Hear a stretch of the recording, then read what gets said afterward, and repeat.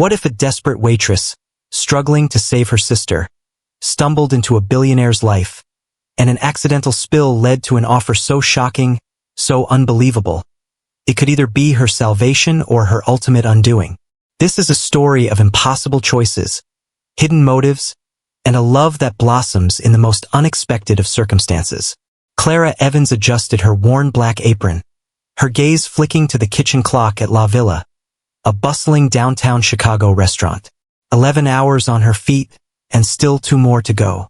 Her feet throbbed inside the mandatory black orthopedic shoes, but she couldn't afford the luxury of complaint. She needed every single dollar of tips. As she meticulously arranged silverware on a newly vacated table, her phone vibrated in her pocket. Another text message from the hospital. The bills for Isabella, her younger sister, kept piling up, and their meager insurance didn't cover the new, experimental treatment she desperately needed. Table 15. Clara. Mark, the head chef, barked from the kitchen. She hurried towards the table, her professional smile firmly in place, though inside, she just wanted to sit down, just for a moment. At table 15 sat a young man in a suit that probably cost more than her 6 months' salary. He was distractedly playing with his latest model smartphone, ignoring the menu in front of him. "Good evening, sir. I'm Clara, and I'll be your waitress tonight. May I offer you something to drink?" The man barely looked up. "A Macallan 18. And make it quick." Clara recognized that tone. It was the same one all the wealthy, entitled clients used, the ones who believed the staff were invisible. "Right away, sir." When she returned with the expensive whiskey, he was arguing heatedly on the phone. "No, Mom. I'm not bringing anyone to Daniela's wedding. Yes, I know the whole family will be there. No, I don't need you to introduce me to your friend's daughters." Clara carefully placed the whiskey on the table and accidentally bumped the man's phone, sending it clattering onto the polished surface. "Be more careful," he snapped, abruptly ending the call. "Do you know how much this phone costs?" "I am so incredibly sorry, sir," Clara responded, maintaining her composure, though she felt her cheeks burning with humiliation. The man looked at her then, really looked at her, and something in his expression shifted. "Wait, maybe," he murmured more to himself than to her. Then he smiled, a strange, unreadable smile that Clara didn't know how to interpret. "My name is Alexander Hayes," he said, his tone completely different now, smoother, almost charming. "And I think you just solved my problem. Would you like to earn $5,000 for a weekend's work?" Clara blinked, utterly confused. "Excuse me?" Alexander smiled faintly. "I saw you when that other customer yelled at you a while ago. You didn't lose your composure. You didn't let him intimidate you. My family is intense. I need someone who can handle that without breaking." Clara crossed her arms, a flicker of defiance in her eyes. "And how do you know I won't say no?" "Because you're still here listening to me," he responded with a half-smile, a glint of amusement in his eyes. Clara stared at the check lying on her small kitchen table. $5,000. The money that could save Isabella, her beloved sister, was right there, in exchange for a weekend of carefully constructed lies. "Are you sure this isn't something strange?" Isabella asked from the worn sofa, where she rested, wrapped in a thin blanket.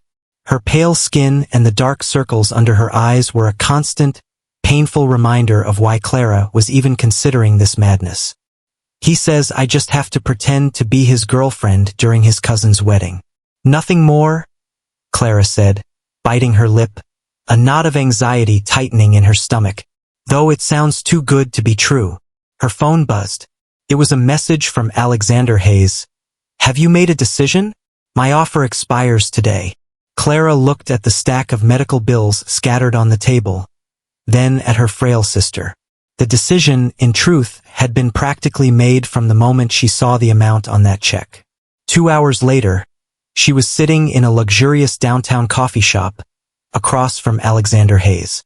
He was dressed casually, but his casual probably cost more than Clara's entire wardrobe. "The rules are simple," he said, sliding a thick contract across the polished table. You'll learn the basics about my family and my life. You'll act as my loving girlfriend for the entire wedding weekend. And most importantly, no one can know this is an agreement. Why me? Clara asked, her voice barely a whisper. You could hire a model or... Because you're authentic, Alexander interrupted, his gaze intense, unwavering. My family is tired of the women who only chase my money. I need someone who can hold a real conversation, someone with substance. Clara didn't know whether to feel flattered or offended. And what if someone discovers the truth? They won't. He responded with an arrogance that bordered on chilling. You just have to follow my script. Besides, he added, a charming smile playing on his lips, it'll be a weekend at one of the country's finest wineries. Gourmet food, expensive wine, a luxury suite. You could consider it a paid vacation. Clara took the contract and read it meticulously. Everything seemed in order, though the sheer number of confidentiality clauses was intimidating. So? Alexander asked, pulling a gold pen from his jacket pocket, his eyes glinting with an unreadable emotion. Clara thought of Isabella, of the bills, of the life-saving treatment she could now afford. She took the pen. One more thing, she said before signing, her voice surprisingly firm. I'm not your employee.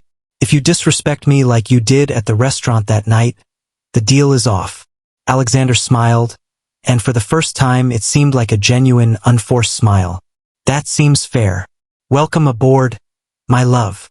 Clara signed the contract, a chilling premonition in her heart, feeling as if she had just made a pact with a very handsome, very well-dressed devil. No, no, and no, Alexander Hayes exclaimed, massaging his temples, a flicker of exasperation in his usually composed voice.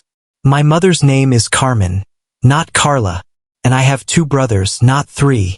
If you can't even memorize the basics, it's a lot of names and details, Clara Evans protested, feeling a headache begin to throb behind her own eyes. They were in an outrageously expensive boutique on Michigan Avenue, where Alexander insisted she needed an entirely new wardrobe for the upcoming wedding weekend. Do I really need to know the names of all your second cousins? My family is intense, he responded, meticulously examining another designer dress, his expression critical. They're going to ask you questions, a lot of questions. You need to be prepared. A sales associate, impeccably dressed and radiating an air of discreet efficiency, approached with more clothes. Clara had never seen so many designer labels in one place in her entire life. This dress, Alexander said, holding up an emerald green creation, its fabric shimmering under the boutique's soft lights, is perfect for the rehearsal dinner. It's beautiful, but... Clara glanced at the price tag and nearly fainted. Are you insane? That costs more than my rent for 3 months, which is why I'm paying for it, Alexander stated coolly, adding it to the rapidly growing pile of clothes. Besides, you need to look like you belong in my world. And how are we supposed to have met? Clara asked, as she was gently but firmly nudged towards the fitting room. At an art gallery, Alexander responded through the curtain, his voice smooth, rehearsed. You were admiring a Botero, and I was captivated by your unique perspective on art. Clara burst out laughing as she slipped on the emerald dress.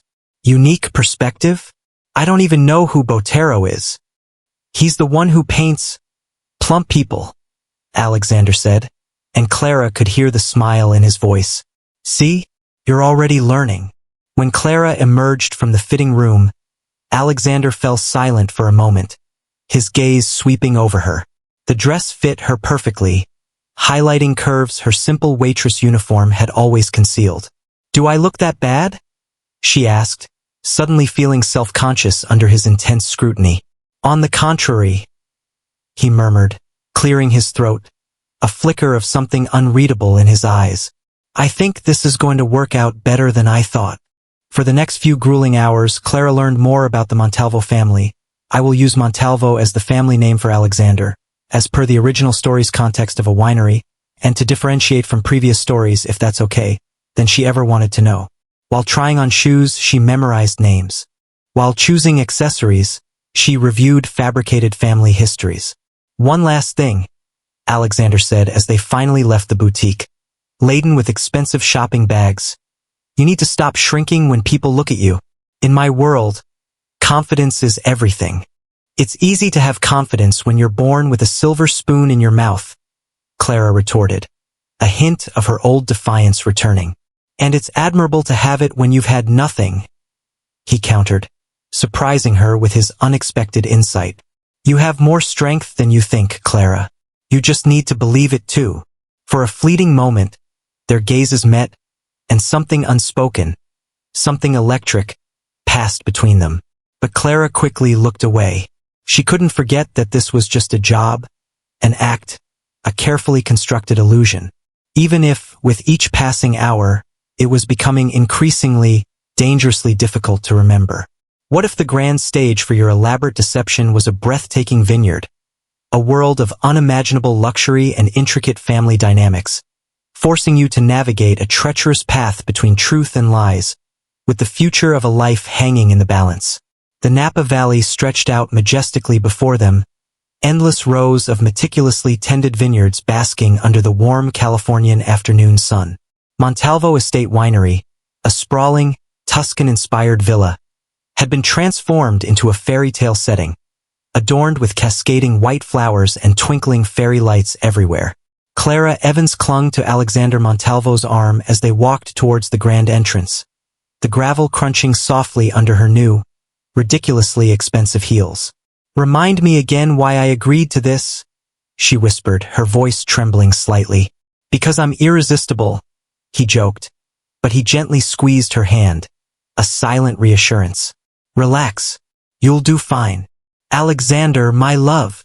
An elegant woman, impeccably dressed, her diamonds sparkling in the sunlight, glided towards them.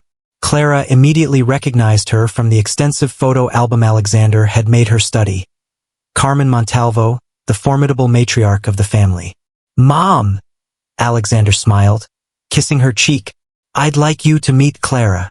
Carmen's sharp, intelligent eyes swept over Clara from head to toe, a cool, appraising gaze that made Clara feel like an insect under a microscope.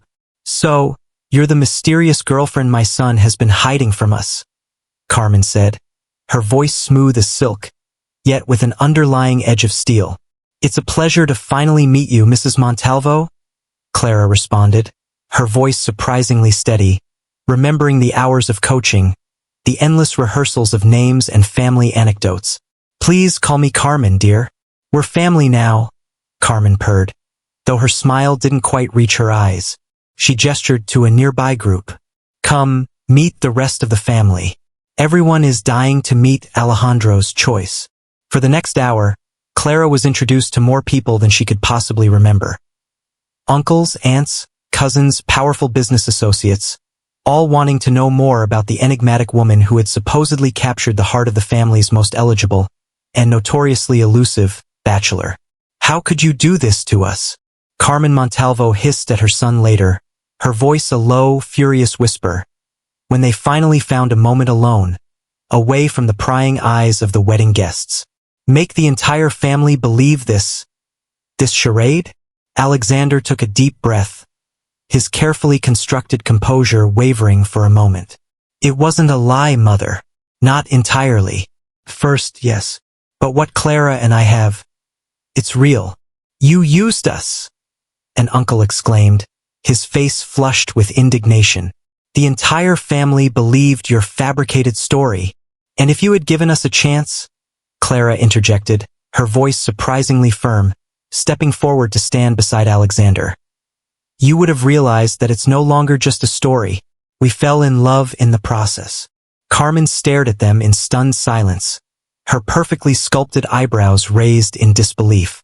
Then, to everyone's astonishment, she sighed, a long, weary sound. "Well, at least tell me this wasn't just about the money, about securing your inheritance." Clara took Alexander's hand, her gaze unwavering. "It wasn't." Alexander looked at her, surprised, a flicker of something warm, something tender, in his eyes. That part, her heartfelt declaration, hadn't been in the script. Finally, Carmen exclaimed, tears suddenly welling in her eyes, her icy facade crumbling for a moment. Someone who sees my son for who he is, not just for his bank account. The dinner unfolded like a dream. Clara navigated the complex social conversations with a surprising grace, a natural charm she didn't know she possessed.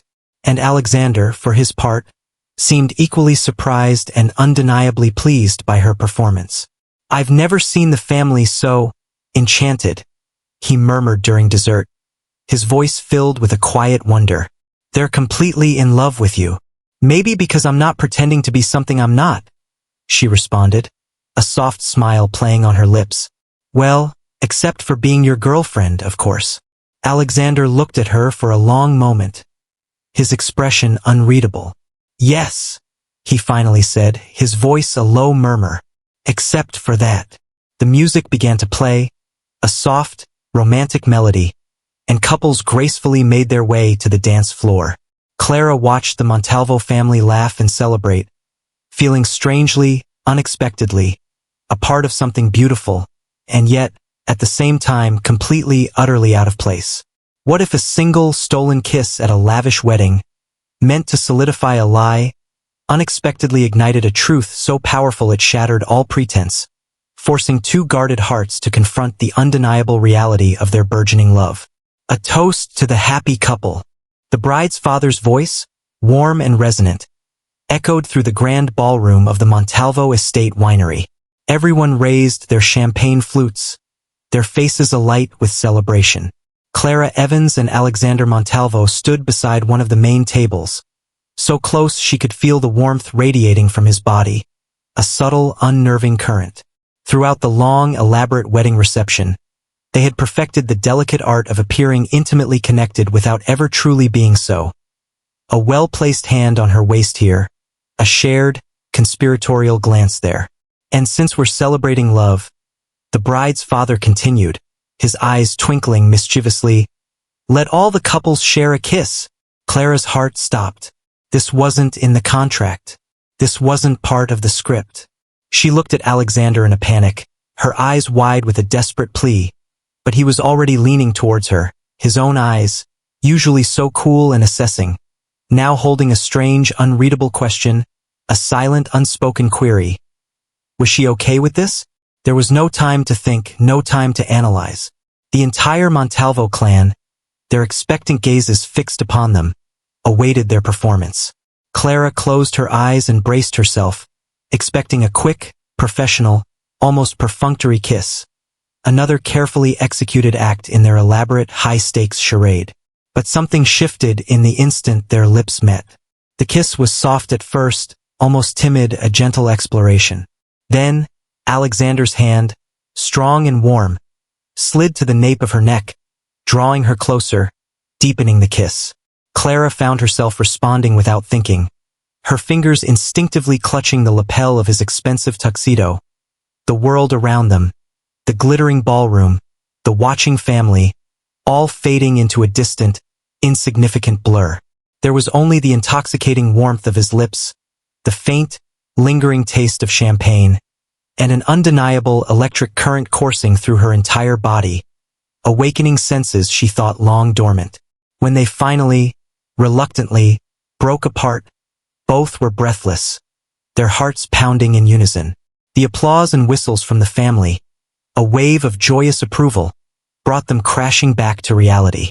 That's how you do it, little brother. Daniel Montalvo, Alexander's older, more boisterous brother, shouted from somewhere in the crowd, provoking a fresh round of laughter. Clara stepped back, her cheeks burning, her mind reeling. She didn't dare to look Alexander in the eyes. What had just happened? She began, but the words caught in her throat, a jumble of confusion and a strange, new, terrifying emotion. I need some air, Alexander murmured, his voice hoarse as he loosened his tie, his own composure clearly shaken. Without another word, he turned and walked quickly towards the moonlit garden, leaving Clara standing motionless, her fingers unconsciously touching her lips, the ghost of his kiss still lingering, a silent, undeniable testament. This wasn't part of the plan.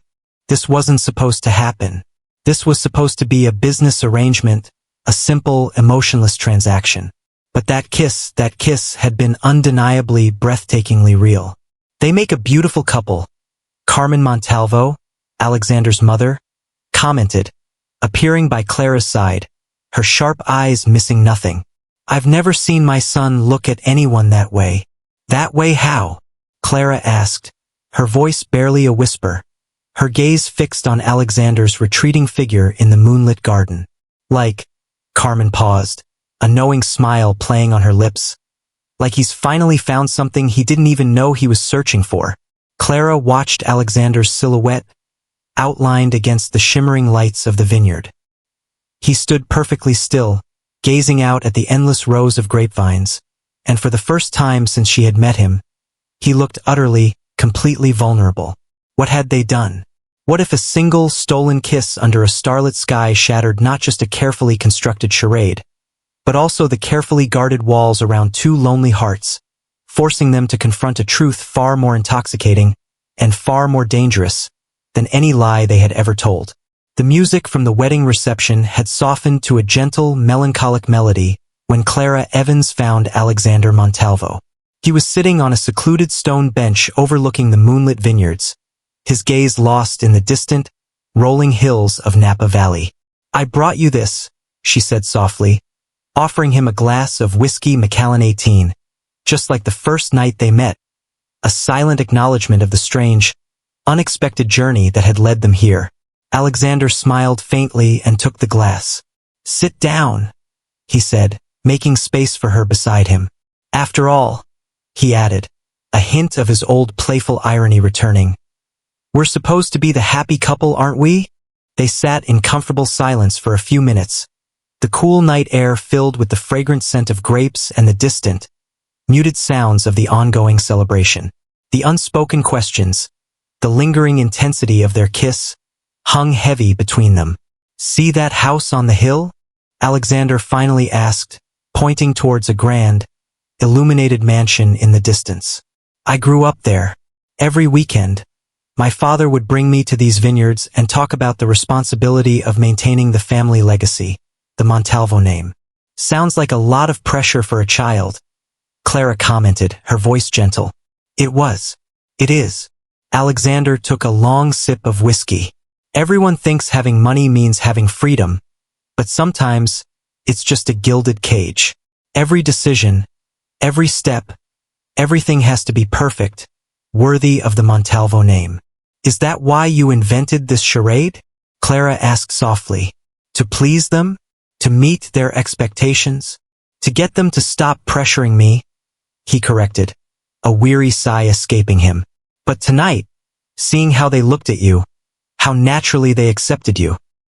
He paused, running a hand through his dark hair, a gesture of frustration, of confusion.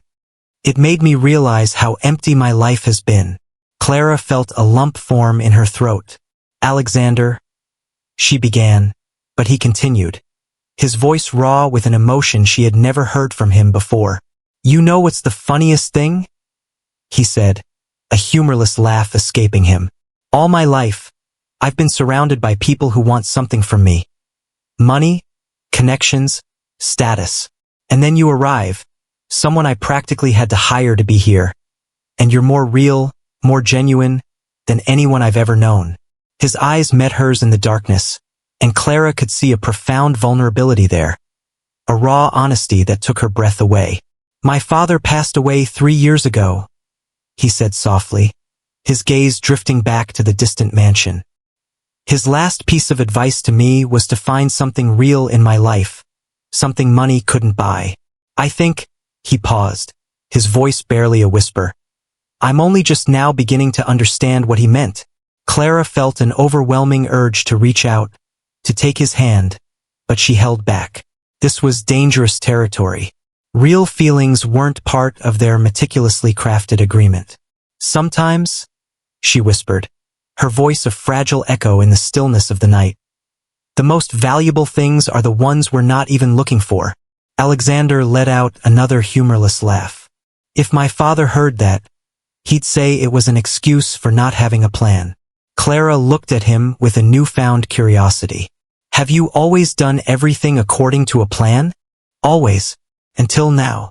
His gaze drifted back to the distant, glittering lights of the wedding reception. This wedding, this weekend, none of this was in my plans. And yet, he turned to her, his eyes searching hers. For the first time in a very long time, I feel like I'm not just following a script. They sat in silence for another moment. The unspoken words, the unacknowledged emotions, a palpable presence between them. Then, the sounds of the family calling them back. Their voices a cheerful, insistent chorus, broke the fragile spell. We should go back, Clara said, rising quickly, her heart pounding. Your cousin will notice our absence. Alexander nodded, but as they began to walk back towards the reception, his fingers briefly, almost imperceptibly, brushed against hers. And in that simple, fleeting gesture, there was more truth, more unspoken longing, than in all the carefully constructed lies they had told. What if the woman you were beginning to fall for, the one who seemed so refreshingly honest in a world of pretense, was harboring a devastating secret of her own?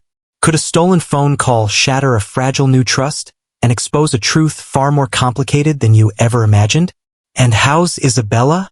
Clara Evans whispered into her phone, her back to the bustling vineyard, her voice a low, anxious murmur. She had slipped away to a quiet corner of the Montalvo estate, needing to make this call, a lifeline to her real world.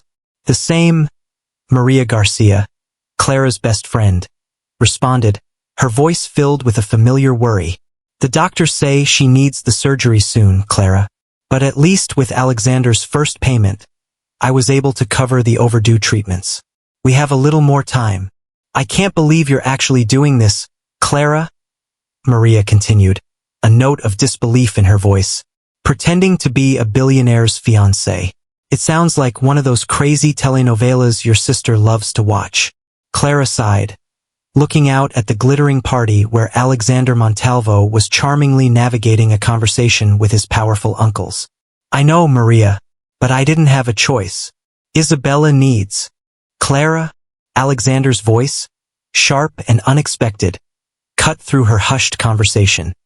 He was standing just a few feet away, his expression unreadable, a strange, unnerving stillness in his usually assessing eyes.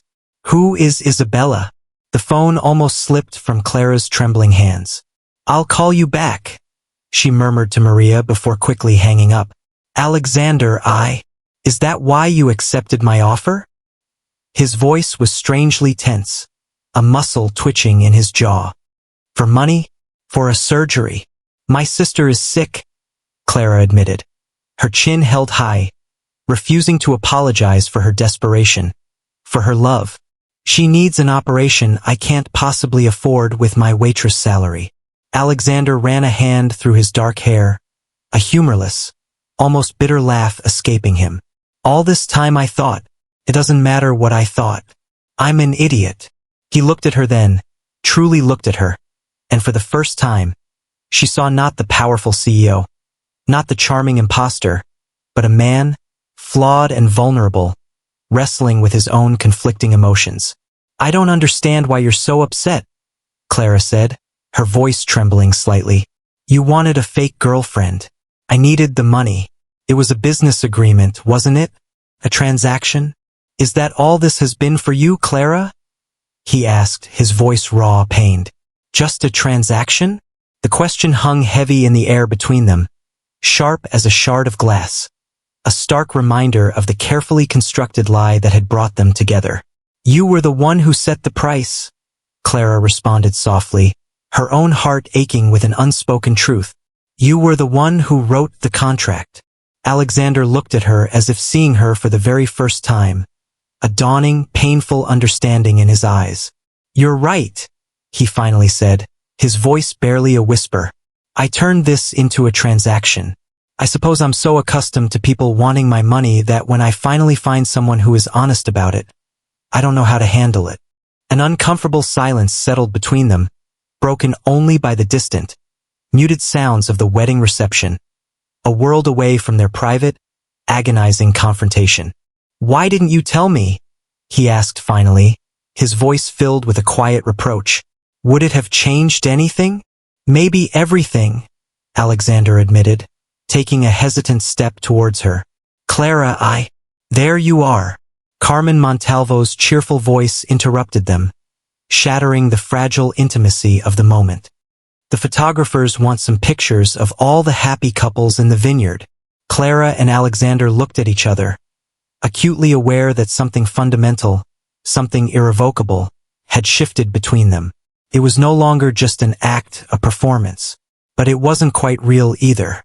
They were trapped in a precarious, dangerous space in between, where lies and truths, pretense and genuine emotion, were becoming dangerously, inextricably intertwined. "Come on," Alexander said, offering her his arm with a mechanical, almost forced gesture. "We have a role to play." But as they walked back towards the glittering, oblivious party, both of them knew, with a chilling certainty, that they were no longer simply acting. The game had changed, and the stakes were higher, far more personal, than either of them had ever anticipated. A week had passed since the tumultuous wedding weekend. Clara Evans had returned to her demanding routine at the Chicago diner, trying desperately to convince herself that everything would go back to normal, that the glittering world of the Montalvos, and Alexander Montalvo himself, would fade into a distant, surreal memory. The generous deposit in her bank account and the exquisite designer dress hanging in her cramped closet were the only tangible reminders of her brief, improbable foray into a life of unimaginable wealth and complex emotions. Table 15. Mark, the head chef, announced from the kitchen, his voice pulling her from her thoughts. Clara froze. Table 15. The same table where it had all begun, where a spilled drink had led to an outrageous proposition, a life-altering agreement. "I'll take it," Anna, one of her colleagues, offered, noticing Clara's sudden pallor. "No," Clara responded, squaring her shoulders, a newfound resolve in her eyes. "It's my section." But when she reached the table, it was empty.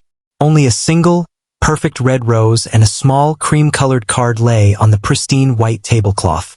With trembling hands, she opened it. "I miss you." No signature. None was needed. "Everything all right?" Anna asked, passing by, her brow furrowed with concern. Clara quickly tucked the card into her apron pocket. "Yes, just a customer who didn't show." But it wasn't the last time. Over the following days, Clara noticed small, subtle signs that Alexander hadn't forgotten her. A single rose left on her locker at the diner. An unusually generous tip from a mysterious customer who, according to Anna, swore he had the same deep voice as your billionaire. Finally, one rainy evening, as she was closing up, she found him waiting outside, leaning casually against his sleek, black car, the city lights reflecting in his dark, intense eyes. "You could have come inside," she said, her voice surprisingly steady. "I didn't want to make you uncomfortable," he responded, a faint, sad smile touching his lips. "I just wanted to see you." He never tried to talk to her for more than a few moments, never pushed, never demanded. But his constant, quiet presence was like a persistent weight on her chest, a silent, unspoken question. "Why do you keep coming here?" she finally asked one night, when the diner was nearly empty, the air thick with the smell of stale coffee and unspoken emotions.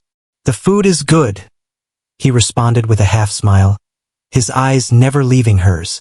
"Alexander, there are hundreds of restaurants in this city, far better, far more suitable than this." He looked at her directly then, his gaze unwavering. "But you're not in those restaurants, Clara." She felt her heart skip a beat, a familiar, dangerous warmth spreading through her. "The contract is over. The wedding is over. Everything is over."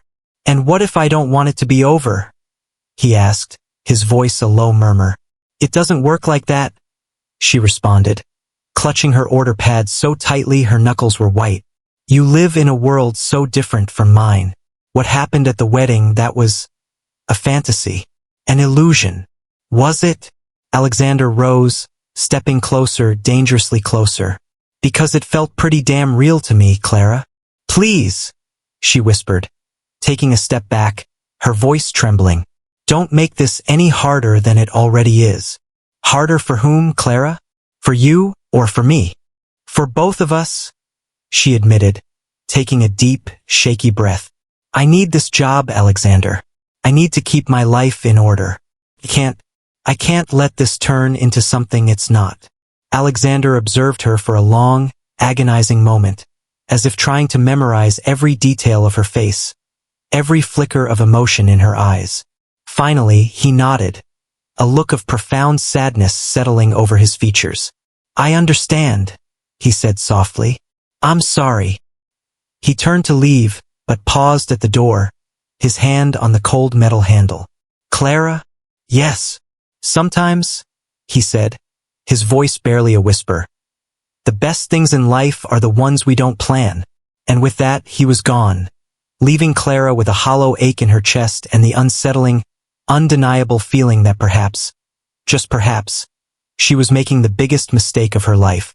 What if a sudden, life-threatening crisis shattered all carefully constructed defenses, forcing two souls, torn apart by pride and fear, to confront their undeniable need for each other? Could tragedy pave the way for a truth too powerful to ignore? Clara! Her neighbor's desperate scream ripped Clara Evans from a fitful sleep in the dead of night. Clara, it's Isabella! Clara leaped from bed, her heart pounding, and raced to the apartment next door, where her sister often stayed when Clara worked late shifts. She found Isabella on the sofa, pale, gasping for breath, her body racked with violent tremors. Her fever spiked suddenly, the neighbor explained, her voice frantic. And she won't stop shaking. Call an ambulance, Clara ordered, kneeling beside her sister, her medical instincts kicking in despite the overwhelming fear gripping her. Isabella, look at me. I'm here. The next few minutes were a terrifying blur. The ambulance, the wailing sirens, the sterile, impersonal chaos of the hospital emergency room.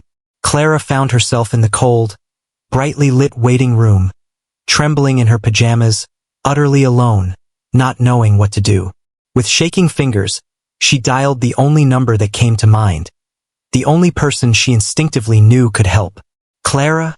Alexander Montalvo's voice, thick with sleep, answered on the third ring. It was 3 a.m. I'm sorry, she sobbed, her voice breaking. I didn't know who else to call. Isabella is... She's... Which hospital? Alexander's voice was suddenly alert, focused. St. Mary's, but you don't have to. I'm on my way.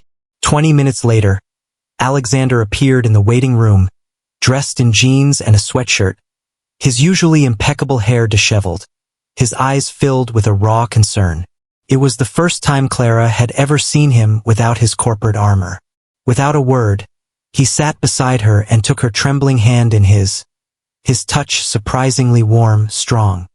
The doctors are with her, Clara murmured, her voice choked with unshed tears. They said it might be a complication from her condition. Her voice broke, and she couldn't continue. Alexander pulled her gently towards him, and she allowed herself to weep into his shoulder, the carefully constructed walls around her heart finally crumbling. She's going to be okay, he whispered, stroking her hair, his voice a soothing balm. You're not alone in this, Clara. Hours passed, a torturous eternity of waiting. Alexander went out and returned with hot coffee and something for her to eat, though she couldn't manage a single bite. He spoke with the doctors, using medical terms Clara didn't fully understand.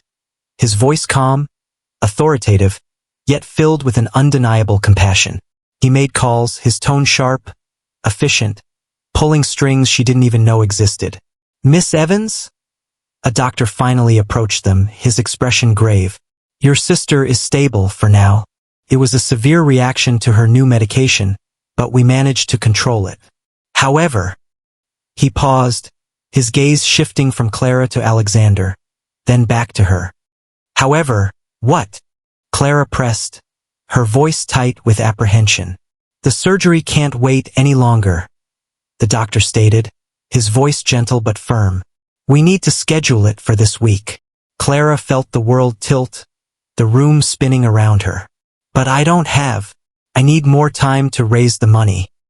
Everything is taken care of, Alexander interrupted, his voice quiet but resolute. What? Clara stared at him, stunned. The surgery, the medications, the recovery, everything, he confirmed, his gaze unwavering.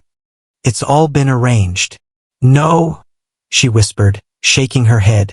You can't. I can't let you. I already did, he stated simply, his voice gentle but firm. And before you say anything, it's not charity, Clara. It's what people do when they care about someone. He paused, his eyes searching hers. Please, he whispered, taking her face between his hands, his touch surprisingly tender. For once in your life, let someone help you. Let me help you. Clara looked into his eyes, searching for any sign of manipulation, any hint of a hidden agenda. She found only sincere concern and something else, something deeper, something that both terrified and thrilled her in equal measure.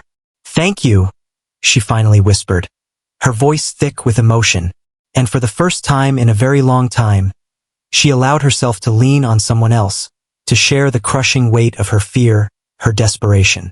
What if the greatest acts of love required not grand pronouncements, but quiet sacrifices and unwavering support? And what if a family, confronted with a truth that challenged their deepest prejudices, began to see a different kind of strength, a different kind of love? Where is my son, and what have you done with him? Carmen Montalvo joked, though her eyes held a genuine warmth as she observed Alexander Montalvo meticulously organizing documents in his new, surprisingly modest office at the family company. It was a far cry from the opulent, sterile penthouse he once inhabited. Very funny, Mom, he responded without looking up from his papers, though a faint smile played on his lips. It's just, I can't believe it. 3 weeks in a row arriving early at the office, canceling parties, and now I hear you spent the entire night at the hospital with your girlfriend's sister. Alexander finally put down his documents and looked at his mother, a rare, almost boyish vulnerability in his eyes. Clara isn't. It's complicated, Mom. Love always is. Darling, Carmen said, sitting across from him, her expression softening. You know, when I met your father, everyone said we were too different. He, the heir to the vineyards, and I, the accountant's daughter. But love has a way of defying expectations. This is different, Mom, Alexander insisted, though a flicker of doubt crossed his face. Is it? Carmen smiled knowingly. I've never seen you like this for anyone, Alexander. So present. So committed. Alexander's phone vibrated. It was a text message from Clara Evans. Isabella woke up. The surgery was a success. Without thinking, a radiant, unburdened smile spread across his face. You see, Carmen pointed out gently. That smile. That's new. I have a meeting in 10 minutes, he said, quickly deflecting the subject, though his heart felt lighter than it had in years. Of course you do. Carmen paused at the door, her voice thoughtful. But son, sometimes love changes us in ways we don't expect. And that's not a bad thing. It's a gift. After his mother left, Alexander stood looking out his office window. On his desk, an invitation to the most exclusive party of the year, an event he once would have moved mountains to attend, lay unanswered. Before, he wouldn't have even thought twice. Now everything was different. He picked up his phone and dialed. Carlos? Yes, about the party. I won't be able to make it. I have other commitments.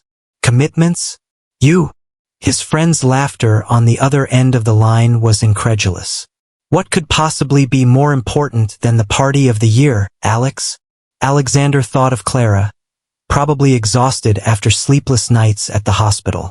He thought of Isabella, recovering from her life-saving surgery. Life, he responded simply, a profound understanding dawning in his voice. Real life. After hanging up, he looked at the documents on his desk. Proposals to modernize the vineyards. Expansion plans his father had dreamed of but never implemented.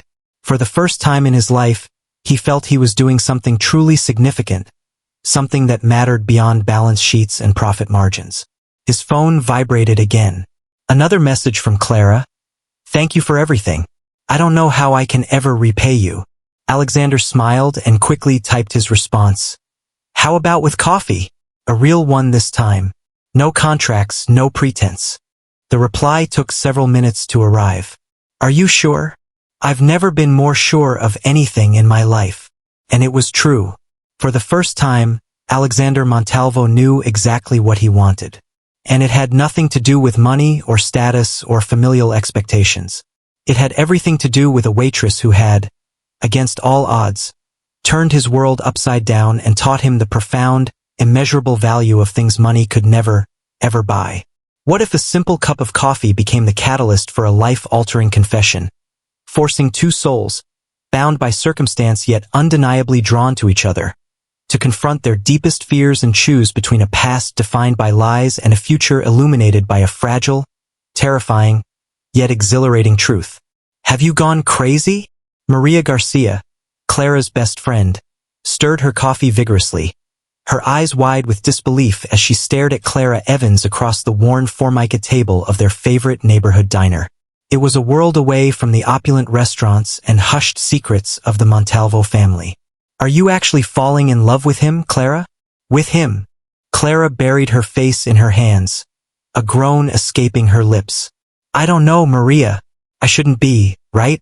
It all started as a lie, a desperate, crazy charade. A lie that paid for your sister's life-saving surgery. Maria reminded her gently, her voice softening. That's the problem. Clara sighed, her shoulders slumping.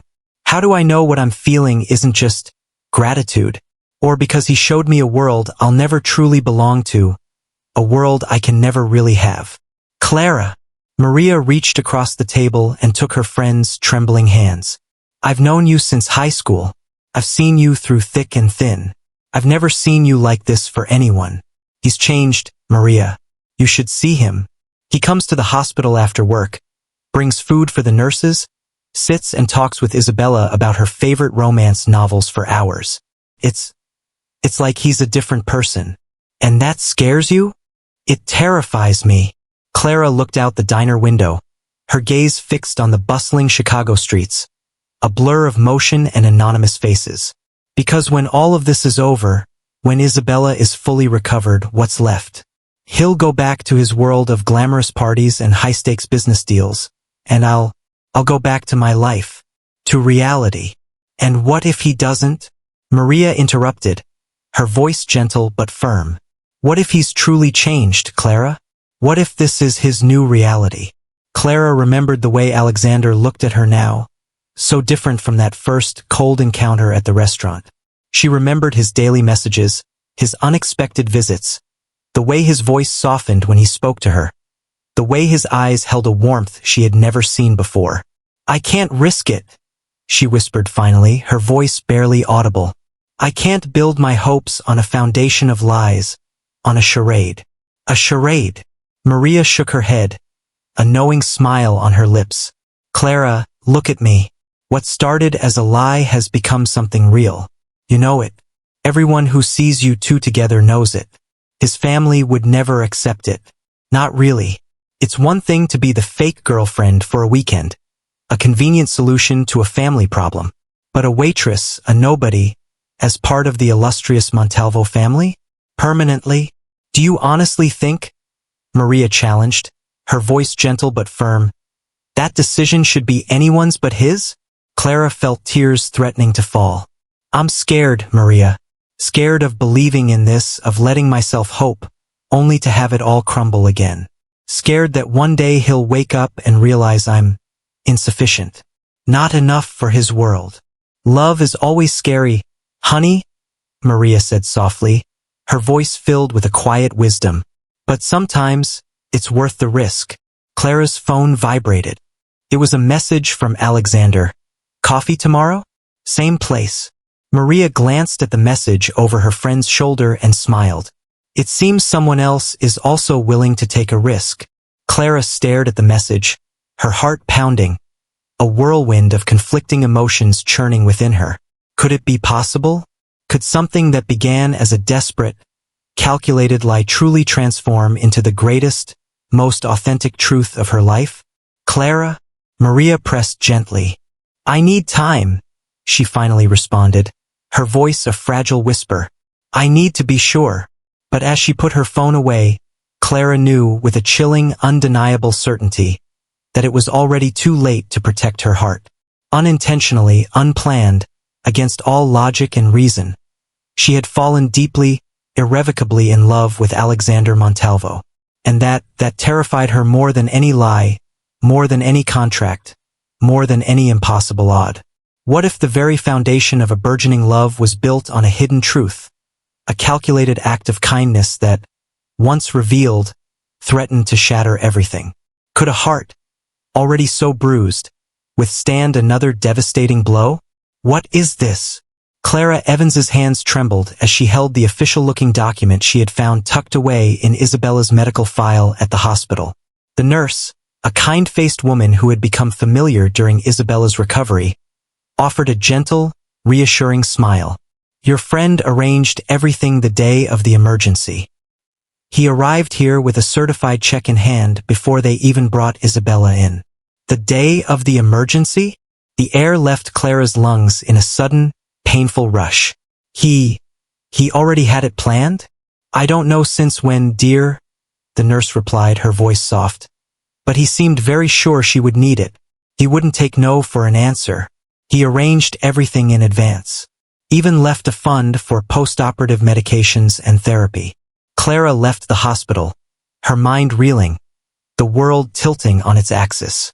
The pieces began to click into place, forming a chilling, undeniable picture. Alexander's constant, almost obsessive visits to the diner, his seemingly accidental appearance at the hospital the night of Isabella's crisis, everything perfectly, meticulously timed. She found Alexander Montalvo in his opulent office, reviewing documents, the picture of calm, controlled power. Why? She demanded from the doorway, her voice raw, accusatory, without even a perfunctory greeting. Alexander looked up, genuinely confused by her sudden appearance, her agitated state. Clara! What? She threw the envelope onto his polished mahogany desk. Why did you pay for Isabella's surgery before her emergency? Were you just waiting for the perfect moment to swoop in and be the hero? It's not what you think, he began, his voice strained. Isn't it? She retorted, her voice dripping with a bitter, heartbroken sarcasm. Because it certainly looks like you've been manipulating everything from the very beginning. What am I to you, Alexander? A charity project? Another way to prove to your powerful family how mature, how responsible you've become. Clara, please. Alexander stood, attempting to approach her, his carefully constructed composure crumbling. No! She backed away, her eyes blazing with a fierce, wounded pride. Do you know what hurts the most? I actually started to believe you had changed. That all of this, she gestured vaguely to the opulent office, to the life he represented, was real. It is real. Alexander's voice cracked, raw with an emotion she had never heard from him before. Yes, I paid for the surgery when I found out about Isabella's situation. And do you know why, Clara? Because I care about you. Because I couldn't stand to see you suffer. And you didn't think to tell me? She challenged, her voice trembling. Would you have accepted? He countered, his own voice rising, filled with a desperate frustration. Clara fell silent. Both of them knew the answer. I don't need you to save me, Alexander. She finally choked out, tears streaming down her face. I'm not one of your investments. I'm not another acquisition for your damned empire. I've never seen you that way. He responded softly, his voice filled with a profound, aching pain. I just wanted to help. Help! Clara laughed, a humorless, broken sound that echoed in the vast, silent office. Do you have any idea what it feels like to discover that the person you were beginning to trust, to care for, has been planning everything behind your back? Manipulating your life. Clara! No! She raised a hand, silencing his protests. It's over. The charade, the coffees, the dinners, everything. I'll pay back every single cent of that surgery, even if it takes me years. Please, he whispered, his voice raw with a desperate plea. Don't do this. I already have. Clara walked towards the door, her steps heavy, resolute. She paused for a moment, her hand on the cold metal doorknob. Thank you for helping my sister, Alexander. But I don't want to see you ever again. She walked out of his office without looking back, the tears finally, mercifully, falling freely down her cheeks. Behind her, she heard the distinct, shattering sound of something breaking, but she kept walking, her heart a leaden weight in her chest. Sometimes, she thought, the most painful lies are the ones we tell ourselves when we pretend that love can conquer any barrier, that trust, once broken, can ever truly be mended. What if the silence left behind by a broken heart became a deafening torment, forcing a powerful man to confront the devastating consequences of his actions and the profound emptiness of a life devoid of genuine connection? Could an unexpected voice of reason offer a path back from the abyss? For the first time in his meticulously controlled life, Alexander Montalvo didn't know what to do. A week had passed since Clara Evans walked out of his office, and the void she left behind seemed to grow larger, more oppressive, with each passing day. Still here, Daniel Montalvo, Alexander's younger brother, entered his office, finding him staring blankly out the panoramic window, a half-empty glass of whiskey on his desk. It was 10 o'clock at night. "What do you want, Daniel?" Alexander asked, his voice flat, devoid of its usual sharp authority. "Mom's worried," Daniel replied, perching on the edge of the expensive leather sofa. "You're not answering her calls. You've canceled all your social engagements. And according to Maria, you've been sleeping in the office." Alexander turned towards his brother, a flicker of something unreadable in his eyes. "Did you come here to give me a lecture?" "No." Daniel sat down, his expression serious. "I came to ask you why you let her go." "She made her decision," Alexander retorted, his voice tight. "And since when does Alexander Montalvo accept no for an answer?" Daniel challenged, his gaze unwavering. "This is different." Alexander ran a hand through his hair, a gesture of profound weariness. "I hurt her, Daniel. I wanted to help, and I only made things worse. You know what's funny?" Daniel offered a wry smile. "For the first time in your life, you actually care about someone more than yourself, and now you decide to give up?" "I'm not giving up," Alexander snapped, though his voice lacked its usual conviction. "Aren't you?" Daniel countered. "Because the Alexander the one I saw at that wedding, looking at Clara as if she were the only person in the world, he would fight. He wouldn't just sit here feeling miserable." "And what if she doesn't want me to fight?" Alexander challenged, his voice raw with a desperate hope. "Or are you afraid she does?" Daniel rose, his words a quiet, powerful indictment. "For the first time, brother, you found something money can't buy. Something real. Are you just going to let it go like that?" Alexander looked at the framed photograph on his desk. It was a candid shot from the wedding, him and Clara dancing, laughing at something she had said. It wasn't a pose, not an act. It was a genuine, fleeting moment of pure, unadulterated joy. "What am I supposed to do?" he murmured, his voice barely a whisper. "I can't buy her forgiveness." "Exactly," Daniel smiled, a flash of his mother's knowing wisdom in his eyes. "You finally understand. You can't buy it. You have to earn it. By being vulnerable, by being honest, by simply being Alexander, not the heir to the Montalvo fortune, not the ruthless CEO. He paused, his gaze thoughtful. "You know what Mom told me about Clara?" he continued. "She said Clara was the first person who truly saw you.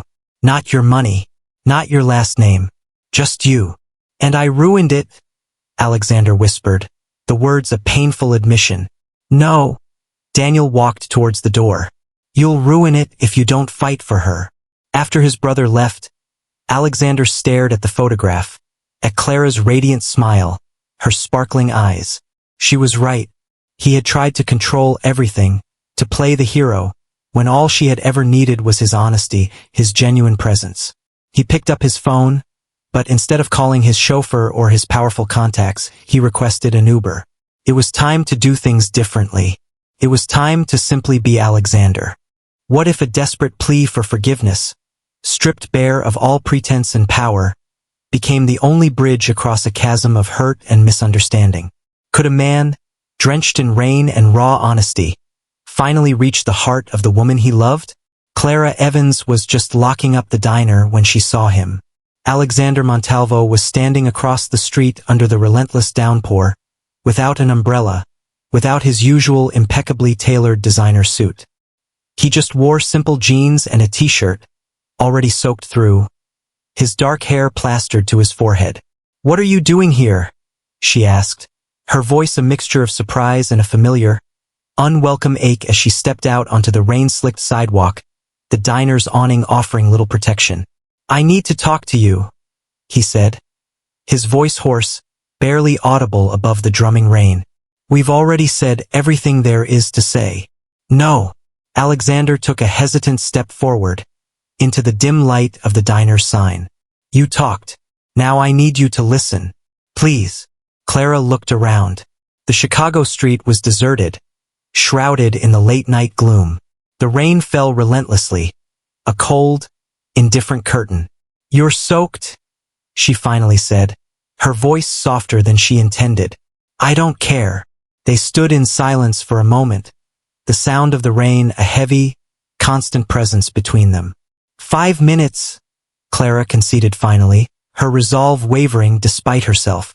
"I'm sorry," he began, the words tumbling out in a rush, raw and unpracticed. "Not for helping Isabella, but for how I did it. For not being honest with you from the beginning." "Alexander," she started, but he pressed on, his voice gaining a desperate urgency. "All my life, Clara," he continued, his gaze intense, unwavering, "I've used money to solve problems. It's the only way I know how. When I found out about Isabella, about your struggle, my first instinct was to fix it, to make it go away, because that's what I do. I fix things." The rain continued to fall, plastering his clothes to his skin, but neither of them seemed to notice. "But with you," his voice cracked slightly, a raw vulnerability in his eyes. "With you, everything is different. You make me want to be better. Not for my family, not for appearances, but for myself. For us." "Why should I believe you?" she whispered, her voice trembling, a single tear escaping and mingling with the raindrops on her cheek. "Because I'm here," he stated simply, his voice raw with an undeniable sincerity. "Under the pouring rain, without bodyguards, without a chauffeur, without all the trappings that normally make me feel secure. Just me. Scared as hell, Clara. But being honest with you for the very first time." Clara looked at him then, really looked at him, his wet hair clinging to his forehead, his vulnerable eyes, his hands trembling slightly at his sides. "I came in an Uber," he added, a small, self-deprecating smile touching his lips. "And I got lost twice trying to find the right stop." Despite herself, despite the lingering pain, Clara felt the corners of her lips curve upwards in a faint, reluctant smile.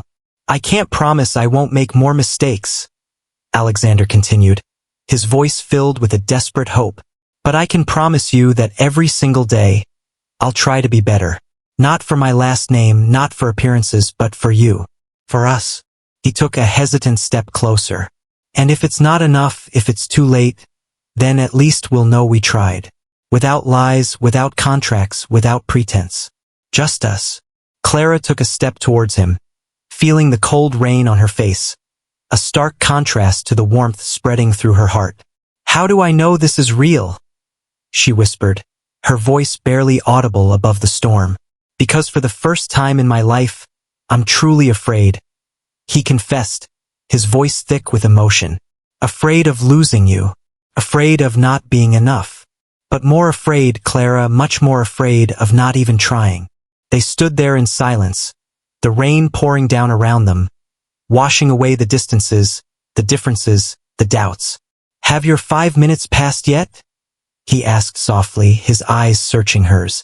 Clara shook her head, a slow, deliberate movement. "I think," she said, her voice a fragile whisper, "we might need a few more." And under the pouring rain, on an ordinary Chicago street, Alexander Montalvo and Clara Evans began to write their own story, this time without scripts, without lies, only the raw, unvarnished, terrifyingly beautiful truth. What if the most profound declarations of love weren't spoken in grand ballrooms, but whispered in the quiet intimacy of a shared kitchen, amidst the aroma of brewing coffee and the promise of a new day? Could two hearts, once shattered, truly learn to heal, to trust, to build a future together, one fragile, hopeful moment at a time? The scent of freshly brewed coffee filled the small apartment as Clara Evans gazed out the window, the early morning light of Chicago painting the sky in soft hues of pink and gray. In the adjoining room, Isabella slept peacefully, her breathing steady, her recovery progressing more each day. "What are you thinking about?" Maria Garcia, Clara's best friend, asked, sitting on the worn sofa, a comforting presence in the quiet dawn. "That everything has changed," Clara responded, turning her coffee cup between her hands, her gaze thoughtful. 2 months ago, I was desperate, drowning in hospital bills, and now you have a billionaire in love with you?" Maria teased gently, a knowing smile on her face. Clara offered a faint, hesitant smile. "It's more than that, Maria. Alexander has changed. But so have I." "In what way?" "I'm not afraid anymore," Clara said, a newfound confidence in her voice. "Or rather, I still feel fear, but now I know it's okay to feel it. That fear doesn't have to paralyze you. It can be a catalyst." Her phone vibrated. It was a message from Alexander Montalvo. "Dinner tonight? I know a small place that makes the best Mexican food in the city." "See," Maria pointed out, her eyes twinkling. "He didn't even suggest an elegant, expensive restaurant. He's been trying so hard," Clara admitted, a soft warmth spreading through her. "He comes to dinner here, helps Isabella with her therapy. He's even learning to cook." "And you still doubt him?" Clara set her cup down on the table. "I don't doubt him, Maria. I doubt me, if I'm ready for everything that comes with being with him. The society parties, his family's expectations, the newspapers, the constant scrutiny." "Clara," Maria interrupted, taking her friend's hands. "Do you love him?" The silence filled the small room for a long moment. "Yes," Clara finally whispered, the admission a fragile, precious thing. "I love him." "And does he love you?" Clara remembered the night under the pouring rain, his sincere eyes, his raw vulnerability. "Yes." "Then the rest," Maria said gently, "are just details." Clara looked at the message on her phone again. She thought of all the small, thoughtful ways Alexander had shown his love. Learning to use public transportation just to see her, helping with Isabella's rehabilitation, adapting to her world as naturally as she had, however briefly, adapted to his. "You're right," she said finally, a radiant smile spreading across her face as she began to type her response. "What are you going to tell him?" Maria asked, her own smile mirroring Clara's. Clara smiled. "That I know a better place. That he should come here. We'll cook together." "Are you sure?" "For the first time, yes." Clara sent the message. "We don't need expensive restaurants or elegant events, Maria. We just need to be ourselves. Together." Alexander's reply arrived almost immediately. "Nothing would make me happier. I'll bring the ingredients." Clara looked at her friend, tears of pure, unadulterated happiness shining in her eyes. "You know what's the funniest thing?" she said, her voice thick with emotion. "We started with a lie, a desperate charade, but we ended up finding the greatest, most beautiful truth of our lives."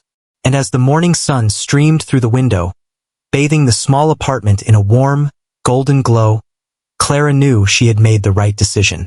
Because true love isn't about perfection, but about acceptance, about growing together, about being brave enough to embrace the beautiful, messy, imperfect reality of it all.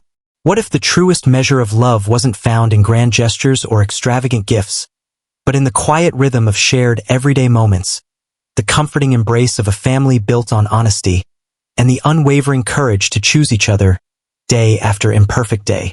The aroma of freshly brewed coffee and warm, homemade bread filled the executive office of Montalvo Vineyards.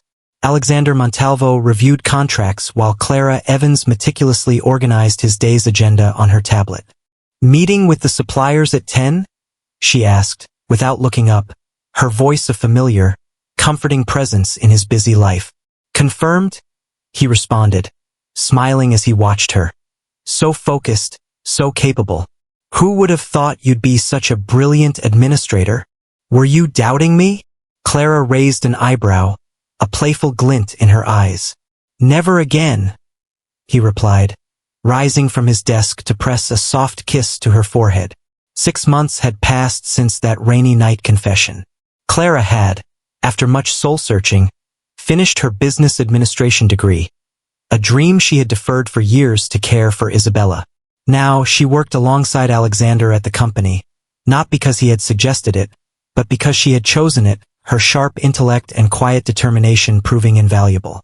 "Your mother called," Clara said, her expression thoughtful. "She wants to confirm if we're coming to dinner on Sunday. At the usual restaurant?" "No," Clara smiled. "This time she wants it at home. She says she misses my tortilla soup." Alexander looked at her with a profound, tender love. It was incredible how his family had embraced Clara, not for her last name or social position, but for who she truly was. Carmen Montalvo, his once formidable mother, had even started asking Clara for recipes, a development that still amused him. "Will Isabella be there?" "Yes, after her yoga class. Can you believe she's an instructor now?" Alexander remembered Clara's sister in the hospital. So frail, so vulnerable, and how she now radiated health and vibrant energy. Things had changed so much in ways he could never have imagined. "What are you thinking about?" Clara asked, noticing his distant gaze. "About us. About how all of this started with a fake contract and ended up being the most real, most profound thing in my life." Clara left her tablet and walked towards him. "Do you regret anything?" "Only not being honest from the beginning," he admitted, pulling her into a warm embrace. "But every mistake, every painful moment, brought us here, didn't it? And here," he whispered against her hair, "is exactly where I want to be." "Me too," she responded, kissing him softly. The intercom buzzed, a sharp intrusion. "Mr. Montalvo, the investors are here." "Tell them I'll be there in a moment," Alexander replied, his gaze still fixed on Clara. "Lunch in the park later?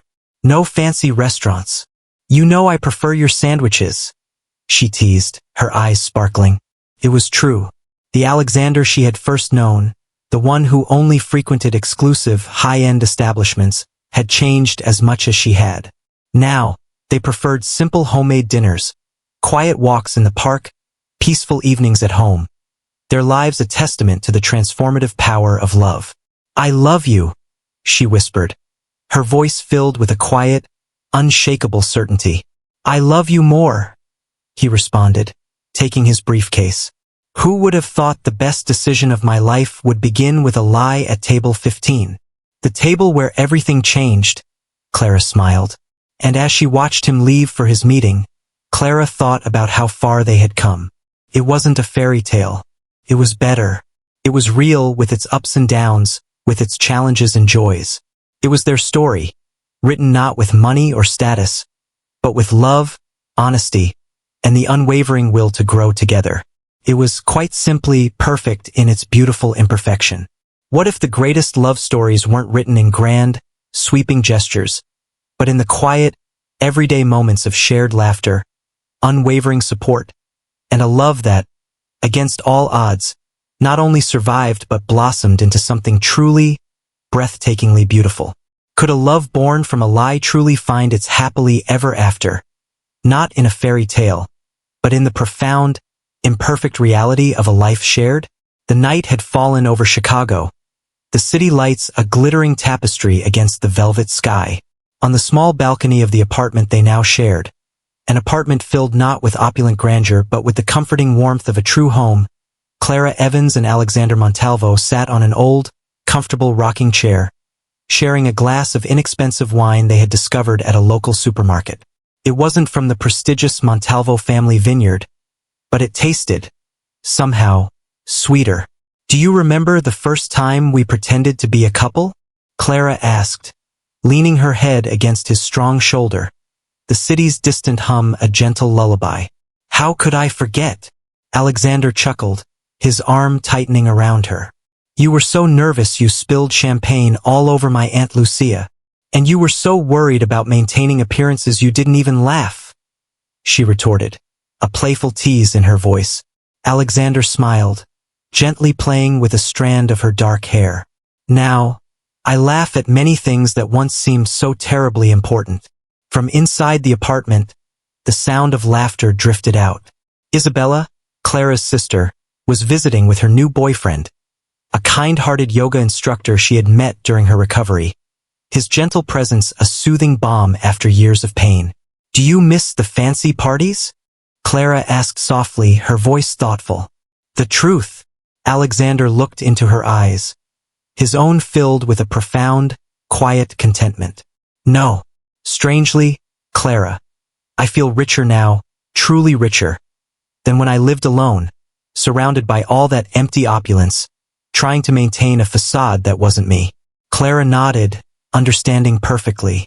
Her life wasn't luxurious, not by worldly standards. They had chosen a modest, comfortable apartment.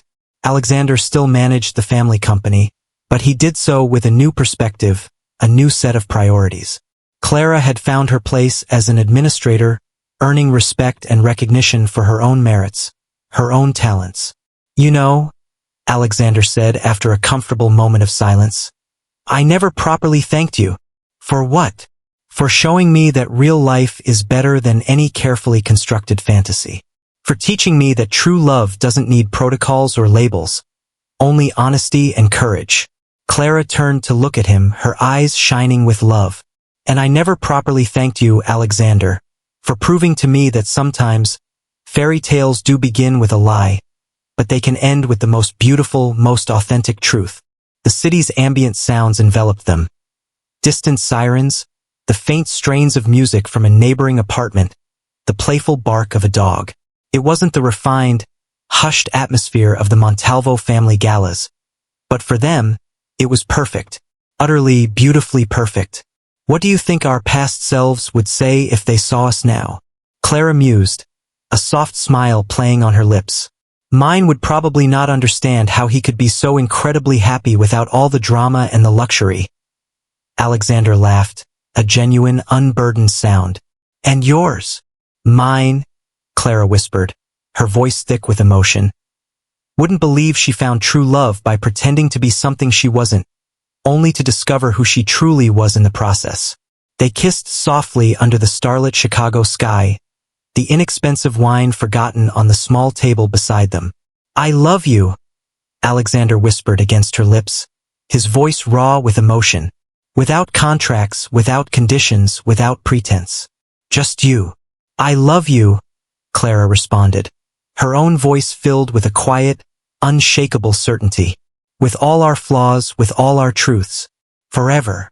And so, on an ordinary night, on an ordinary balcony, in an ordinary apartment, Alexander Montalvo and Clara Evans continued to write their extraordinary story.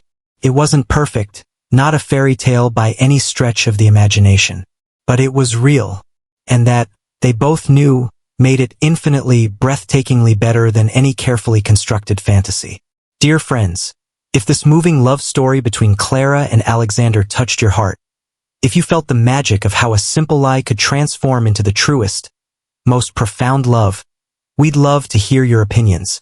What moment in their journey resonated with you the most?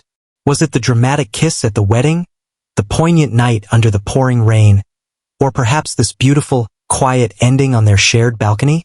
Don't forget to like this video, share it with your friends and family, and activate the notification bell so you don't miss our upcoming stories.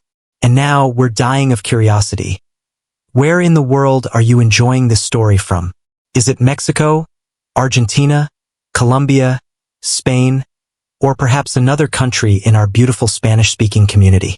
Let us know in the comments what country you're watching from. And if you also have a love story that began in an unexpected way, don't forget to subscribe to the channel for more tales that will go straight to your heart.